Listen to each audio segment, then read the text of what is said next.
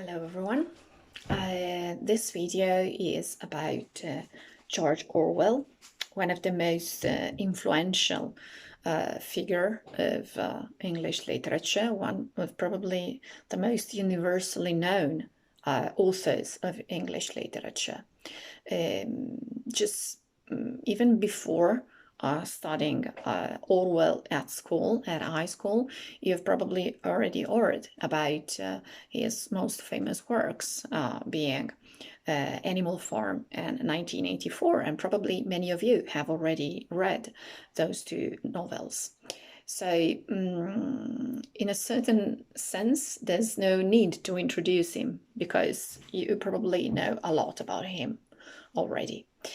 Anyway, in this video, I will give you some major points about his life in order to understand his literary works better. Well, first of all, he was born with the name of Eric Arthur Blair in India because his father was an imperial official working there. Anyway, the family went back to England, where Eric received a perfect British education. He went to Eton, for example, so he went to the most prestigious institutes of the British education. And that was normal since he came from the upper middle classes. Anyway, just from the beginning, when he was at school, he grew intolerant and I would say indifferent as well to many of the social ideas and conventions of that time. So just from the beginning, from his early years, he started to develop an anti-conventional attitude towards social values, and professed atheism and sympathized for the Communist Party. And these two aspects had a deep influence on his works. After his studies, he decided to go back to India to actually pursue a career in the imperial police. So he decided to follow his father's career. And he worked in the Indian imperial police for 5 years. But during those years, he developed an anti-imperialistic attitude, and he understood that that was not his job. So he went back to England once more, and there he wanted to start a sort of social experiment. He came, as I said before, from the upper middle class, but he sympathized with the lower classes, the working classes. So he started this social experiment by simply getting in contact with the homeless and sleeping in lodges together with the homeless and wearing second-hand clothes, for example. This experience provides the material for his first literary work, which was published in 1933, and its title being Down and Out in Paris and London. This book is about his experiences as a tramp, living with the homeless. And this is when he decided to change his name from Eric Blair, as I said before, to George Orwell. Why did he do that? He did that because he didn't want to embarrass his family. Maybe he didn't even want his family to know that he published a book on his experiences as a tramp. He didn't want to compromise his family. He opted for George because it was one of the most common English names, and he chose Orwell because that's a river in England of which he had great memories, both as a child and as a grown-up. So a literary figure was born. George Orwell was his pen name, and he kept this name for his entire career. This first publication, Down and Out, didn't make him famous, universally famous. We have to wait for the period of the Second World War, where he published Animal Farm. Anyway, that was just the beginning for him of a career as a reporter, as someone who wanted, first of all, to inform people through his books. And this is an element he actually shares and got inspiration from Dickens. Dickens had the same idea of literature. Content was more important than the form itself. So the main objective of literature, according to Dickens, was to open the reader's eyes about the conditions of the working class, for example. And Orwell shared with this idea with him. There's actually one big difference between the two. Dickens didn't want to start any revolution, simply wanted to inform people, to make people aware, to raise awareness. Instead, Orwell was a revolutionary thinker. He wanted people to rebel, to fight against any form of tyranny. So this is the great difference between the two.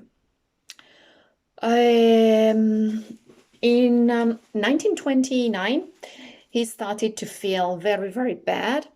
He got a terrible pneumonia, after which he started to develop the first symptoms of a terrible disease, which is TBC, tuberculosis. That was the cause of his death, actually, many years later, in 1950. After this period of illness, he started to cooperate with many important newspapers and TV channels like BBC, and in which he worked mainly as a reporter. He also reported about the conditions of the miners, the workers in the north of England, many of whom were actually unemployed. So he had a long career as a reporter. And then during the years of the Second World War, he started to write this novel which made him universally famous, Animal Farm. You know the story. I will actually prepare another video on Animal Farm. The problem with Animal Farm is that it was inspired by a true story, the Russian Revolution. And it compared the leaders of the Russian Revolution to pigs. So he actually insulted political leaders from Russia. And this is the reason why when the novel was finished, and it was during the Second World War, he was actually denied its publication 4 times. So 4 publishers refused the publication of this book for these political reasons. He had to wait till the war was over in 1945 to have his book published. And even after that, it was a huge scandal, because it was very clear that there was a comparison between real people and pigs. Any character in Animal Farm has a very precise reference, is the very precise equivalent of a real person in the history of the Russian Revolution. One thing which is important to say about him is that even though, as I said before, he sympathized with the Communist Party, with socialism in general, he was an independent thinker. He didn't actually follow the party's line and propaganda. If he didn't agree with some of the lines delivered by the party, he simply shared his ideas. So he was deeply independent as a thinker. He was not the spokesman of the political party. This is important to understand. And then, after the publication of Animal Farm, he finally became financially secure. So this book gave him fame and reputation as a writer, universally speaking. Shortly after, he started his second most famous work, 1984.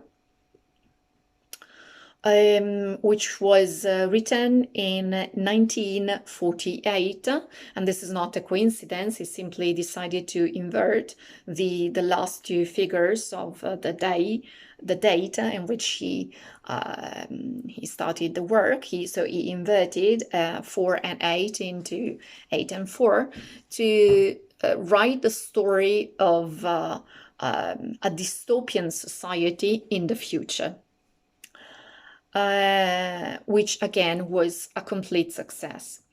The novel was published 1 year later, so in 1949, but his healthy conditions were really severe at the time. And despite his young age, because he was born in 1903, so he was 47, maybe 46. He actually died the following year in 1950. The most important message you have to get from his books is one of tolerance and justice, and an invitation to fight against any form of totalitarianism, an invitation to have independent thoughts and to be free to say and express whatever your ideas are. This is, in my opinion, what George Orwell meant to be. Okay, I think I've said enough about him. He's one of my favorite authors, and I actually suggest you, if you haven't done it already, to read one of his books, namely specifically Animal Farm, or the other one, 1984. Okay, thank you for watching.